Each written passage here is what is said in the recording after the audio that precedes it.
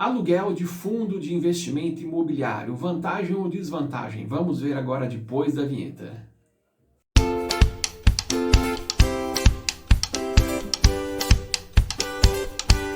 Atenção! O conteúdo a seguir não é uma recomendação de compra ou venda de ativos.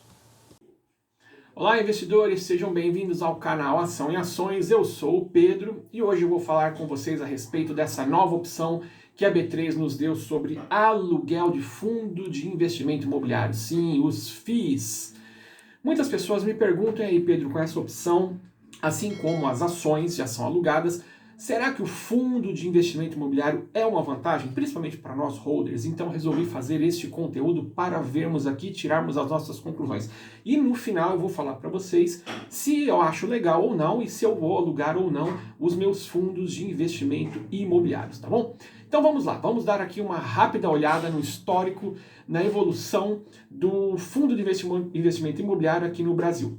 Segundo a B3, já existem mais de 1 milhão de cotistas de fundos, né? Como o gráfico aqui nos mostra, nós tínhamos aqui em dezembro de 2018, ali próximos de 200 mil a 300 mil investidores, né, cotistas, e esse número explodiu aqui em agosto de 2020, mais de 1 milhão de cotistas, e quando eu gravo esse vídeo, agora em fevereiro de 2021, com certeza esse número está maior. Vamos dar uma olhadinha no perfil aqui dos investidores. Podemos ver que a maioria, 66%, está constituído por pessoas físicas, ou seja, eu e você, meros investidores, mortais, sardinhas. Seguido ali por investidores institucionais, 22%, sim, esses são os que movimentam o mercado, né? Esses são os que operam volumes muito grandes, trazendo muita liquidez aqui para os fundos. E depois ali os não residentes, né, os gringos. Imagine quando esse número de 8,9% aumentar, que bom que vai ser ou não, né? A gente já viu esses efeitos também nas ações aqui da Bovespa, principalmente em épocas de crise, mas em épocas em que a economia vai bem, em que o país é visto com bons olhos lá fora, mais investimentos chegam e isto pode trazer benefícios também para os fundos de investimento imobiliário. Bom, vamos dar uma olhadinha aqui sobre essa questão que precifica o fundo de investimento imobiliário, né? De maneira geral, gente, quem já tem aí algumas cotas de fundos de investimento imobiliário e também as suas ações já deve ter sacado que não é regra, tá? Mas a maioria das vezes o preço do fundo de investimento imobiliário ele é mais estável em relação às ações, eles oscilam menos, tá? Então, aparentemente, traz um pouquinho mais de segurança, além de pagar dividendos mensais aí para os seus cotistas, né? Bom, por que o preço de um fundo de investimento imobiliário, vou chamar só de fundo imobiliário daqui para frente, tá? Por que o preço de um fundo imobiliário ele sobe, né? Ora, é aquela regra de oferta e demanda de mercado. Existe mais gente comprando, então o preço vai ser mais caro. Isso acontece com o fundo imobiliário também. Então, mais gente ofertando, o preço sobe, porém, contudo, todavia, o dividend yield ele cai, tá? Por quê? Porque preço é uma expectativa de mercado e se não for acompanhado de lucro, assim como as ações, o dividendo ele vai cair, tá? É preciso ter lucro também. Então, num primeiro momento, o preço sobe, o dividend yield cai um pouco. Afinal de contas, tem mais gente para você repartir aí o bolo, tá bom? Legal. Quais são essas vantagens, né, que pode então haver aí na alta de preço do fundo imobiliário? Bom, a primeira delas é a subscrição, né? Por quê? Quanto mais gente comprando, mais recurso o fundo de imobiliário ele capta, né? Então ele tem mais dinheiro entrando, fica mais fácil então para que ele possa emitir novas cotas e mais pessoas possam entrar nesse fundo de investimento, né? E aí há aumento de patrimônio do fundo. Então sobe o preço, o fundo normalmente faz emissão de novas cotas, mais gente entra, aumenta o patrimônio e isso vira um looping, tá? Vira um ciclo aí. Então a subscrição é a primeira vantagem. E claro também, como tudo na vida, existe a desvantagem da alta do preço. E claro, né, a primeira delas é o próprio preço e o dividend yield que nós já falamos aqui. Por quê? Porque o investidor comum, né, nós vamos ter que pagar mais caro em relação ao patrimônio líquido do fundo, né? O preço vai subindo, né? Se descola, você acaba vendo aí pelos indicadores, às vezes 1,1, 1,2, 1,5 vezes mais caro do que o seu patrimônio, então você vai ter que pagar um pouco mais caro também. E não havendo lucro imediato você tem uma queda no dividend yield, como nós falamos aqui anteriormente, tá? Eu gosto de olhar aí fundos que estão 1,1 até 1,2 no máximo, e recomendo isso para você, novo investidor, para compra, tá? Passou de 1,2 eu já acho um pouco caro, prefiro esperar um pouquinho, tá bom? Então, é necessário observar esse indicador preço sobre valor patrimonial, né, para que você possa entrar. Para o holder, no nosso caso aqui, ele pode ser indiferente, mas observa aí com relação a esses que têm um PVT de até 1,2. Quem são os investidores que prospectam o mercado em busca de cotas para alocação, né? Somos os sardinhas, que de repente muitos não sabem o que estão fazendo? Eu acho que não. Acho que a maioria deles, gente, isso é uma opinião do Pedro, uma opinião do canal Ação e Ações, são os investidores, que nós vimos aqui no comecinho do conteúdo, os investidores institucionais, tá? Por quê? Porque esses aqui eles têm bala na agulha, gente, movimentam realmente muito, um volume muito expressivo no mercado, né?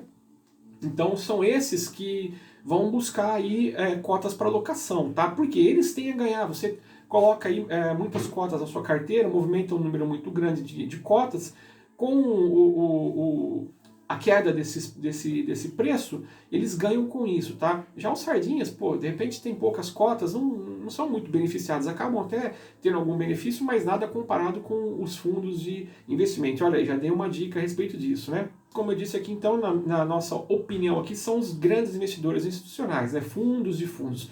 Temos alguns deles, o HFOF, o RBRF11, né? Movimento milhões de reais aí e trazem liquidez ao mercado, ou seja, mais papel aí sendo negociado. Fica mais fácil você comprar, mais fácil você vender, tá bom? E aí, para nós, os sardinhas, né, os meros investidores, essa operação ela pode se tornar desvantagem porque dificulta um pouco mais a tua declaração do imposto de renda, né? Ela é um pouco diferente das ações, né? Você compra e você vende, você vai ter que fazer declaração ali, então pode dar um pouco mais de trabalho. Legal. Quem vai pagar o aluguel pela cota de um fundo imobiliário, em semelhança à alocação de ações, ele faz isso por quê? Porque acredita que o preço vai cair, né? Eu já expliquei isso aí em alguns vídeos anteriores, depois dá uma olhadinha aqui no canal, procura para você entender melhor quando se fala sobre ações, né? O aluguel de ações, mas eu estou trazendo aqui o foco agora para o fundo imobiliário, tá? Então, quem vai locar esses grandes fundos de investimento acredita que o preço vai cair. Como é que funciona? Então, tá ali o gestor, né, do fundo de investimento, ele tem uma ideia, faz alguns estudos, isso não é chute, né?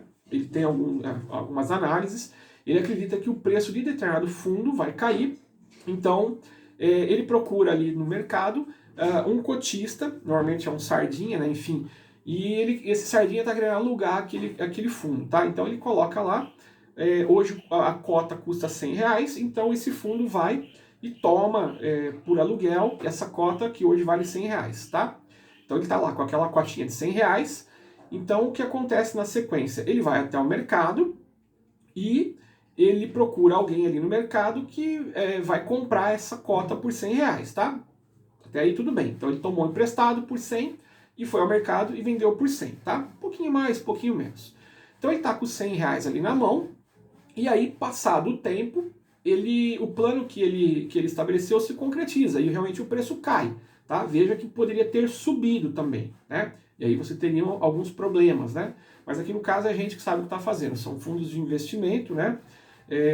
Profissionais capacitados, movimentando milhões. Imagina que o cara vai fazer um passo incerto, né? Ele vai tomar uma decisão correta, realmente o preço caiu, digamos que seja agora R$90. Então ele comprou, ele vendeu por 100 e agora está valendo 90, então ele tem R$100 na mão. Aí o que ele faz? Ele vai até o mercado com os R$100 que ele tem e compra por 90 aquela cota de novo. E ele lucra R$10 nessa operação, tá?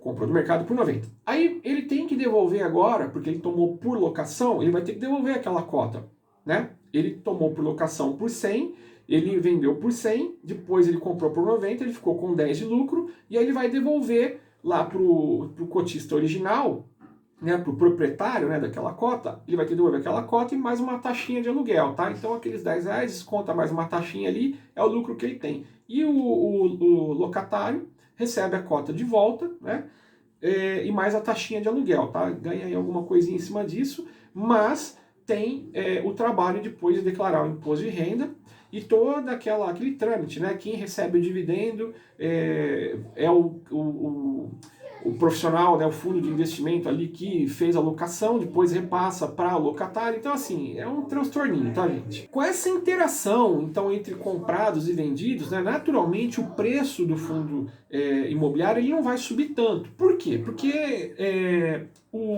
quem está alugando, quem está especulando, acredita que o preço vai cair. Então ele olha ali, ele prospecta o mercado, dá uma olhadinha, vê lá um fundo que estava ali 100, depois 115, 120, 140, 150 e fala, opa, isso aqui não vai subir eternamente. Então ele vai ali e ele compra. E nesse trâmite que nós vimos ali, entre compra e venda, às vezes um compra 150, vende um pouquinho mais barato, vende um pouquinho mais caro, vai trazendo o preço para baixo, tá? Então acaba atingindo ali um equilíbrio, né, entre comprados e vendidos, né? Como eu disse aqui, o especulador ele acredita que a alta não vai se sustentar por muito tempo, tá? Legal. Aí, quem não deseja alugar para os especuladores também acaba se beneficiando com isso, tá? Que na maioria dos casos aí somos nós, investidores pequenos, os holders, né? Uma vez que esse equilíbrio ele pode trazer, fazer, né, com que os holders consigam comprar por preços melhores, mais justos, mais próximos ali do PVP, né? E aí aquela história que eu falei, 1,1, 1,15, até 1,20, eu acho que seria interessante, tá? Você pode comprar, então, novas cotas do seu fundo imobiliário aí de qualidade, tá? Contudo, gente, o preço mais justo, ele acaba, claro, dificultando novas subscrições. Por quê? Aquilo que nós comentamos no começo. Se o preço mais justo, né, 1,05, 1,02, fica ali girando em torno disso, o fundo não capta novos recursos, ele não consegue emitir novas cotas e fazer novas subscrições. Então, dificulta novas subscrições. Agora, o contrário ocorre quando você tem, por exemplo, um fundo que tem preço de mercado de R$150, mas o PL dele está ali em torno de R$110, então vai dar aí mais ou menos 1,4, né, acima do preço do patrimônio líquido. Aí sim, o fundo ele pega e capta esse valor todo, né, está sendo negociado 150, essa diferença que ele capta, ele vai e emite novas cotas, né, subscrição a 120. O que acontece? Chove gente, vem mais cotistas, né? Porque mesmo acima do patrimônio líquido, os investidores vão subscrever, né? Porque se for comprar mercado, você vai pagar 150, vai pagar R$30 mais caro. Então, pô, vamos entrar a 120, né? Uma vez que você vai ter aí R$30 de diferença, então realmente as subscrições nesse caso acabam valendo a pena, tá? E aí quais são agora os fatores que precificam os fundos imobiliários, né? Bom, o primeiro deles é o fluxo de caixa futuro, né? Assim como nas ações, a gente acaba fazendo algumas análises e faz algumas projeções. Por exemplo, eu gosto do BTLG11, entre outros. O BTLG11 recentemente comprou o terreno da Ford, que foi embora aqui do Brasil, né? Eles vão construir ali um novo complexo, vão fazer novas locações. Então, você analisando aí todo esse contexto, subentende-se que o fluxo de caixa futuro desse fundo vai aumentar. Então, o fluxo de caixa futuro naturalmente faz com que o preço da cota do fundo imobiliário aumente, assim como faz também com que o preço das ações aumente, tá bom? Segundo deles, claro, é o dividend yield, né? Então, o dividend yield atrativo acaba chamando atenção e mais pessoas acabam negociando esse fundo, mais caro, então vai ficar a cota, tá bom? Outra coisa, a curva de juros, né? Curva de juros futuro. A maioria desses fundos, principalmente de logística, fundos imobiliários, né, de lajes, enfim, tijolos, eles locam o espaço, né? E o reajuste dos aluguéis muitas vezes é em cima de IPCA, de inflação, de Selic, enfim. Você olha para a curva de juros futuros e vê para daqui 5 anos uma curva de juros aí a 7%, óbvio, o preço vai subir. Então isso faz também com que, uma vez que a receita desse fundo aumente por conta da locação, o preço da cota também sobe, tá? E agora, por último, então, o aluguel dos fundos imobiliários. Isso vai fazer com que o preço de alguns fundos ele suba um pouco, né? Afinal de contas, vai ter mais gente aí negociando esse papel, mas aí vai chegar naquele equilíbrio, tá? Então agora nós temos 4 pontos de atenção para quem está interessado em fundos de investimento imobiliário, tá bom? Na minha opinião, como investidor pequeno, né? Eu não trabalho aí com fundo de investimento, a minha carteira está muito boa, mas eu sou um investidor solo, sou um holder, né? Eu não vou fazer locação nem de ação, né? Até mesmo por questões aí do short squeeze que nós vimos aí recentemente. Se você não sabe o que é, vou deixar um cardzinho aqui para você acompanhar. E nem também da minha cota de fundo de investimento imobiliário, por dar muito trabalho para depois declarar imposto de renda e pelo ganho ali com taxa de locação não ser também nada demais, tá? É mais uma opção, mas para mim eu acho que o trabalho que dá não compensa o retorno, tá bom? Se inscreva no nosso canal, compartilhe, deixe seus comentários e eu espero que vocês tenham esclarecido as suas dúvidas, tá legal?